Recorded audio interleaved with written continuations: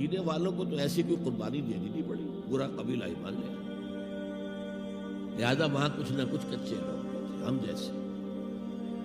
کہ جی چلیے ذرا قافلے کی طرف چلیے، 30 یا 50 آدمی سنا ہے کہ ان کے ساتھ ہیں محافظ، اور مال بہت ہے، ہمیں بہت مال مل جائے گا، اور نمبر 2 یہ کہ ہمارے پاس تو ہتھیار بھی نہیں ہے، ہم ان کے ہتھیار تو لے لیں گے کم سے کم، پھر لشکر سے لڑیں گے۔ اللہ کا فیصلہ کچھ اور تھا۔ اب آپ لوگوں سے کہہ رہے ہیں مجھے مشورہ دو، مجھے مشورہ دو، مجھے مشورہ دو۔ ابو بکر صدیق کھڑے ہو کر تقریر کر رہے ہیں، حضور جو آپ کا حکم حاضر ہے آپ فرمائیے۔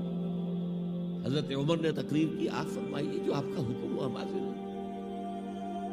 حضرت مقداد ابن الاسود کھڑے ہوئے رضی اللہ تعالی عنہ، حضور ہمیں موسیٰ کے ساتھیوں پر قیاس نہ کیجئے جنہوں نے کہہ دیا تھا فَاذْهَبْ أَنْتَ وَرَبُّكَ فَقَاتِلَا إِنَّا هَاهُنَا قَاعِدُونَ۔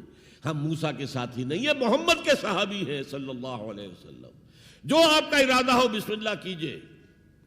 کیا عجب کہ اللہ تعالی ہمارے ذریعے آپ کی آنکھوں کو ٹھنڈک عطا فرمائے۔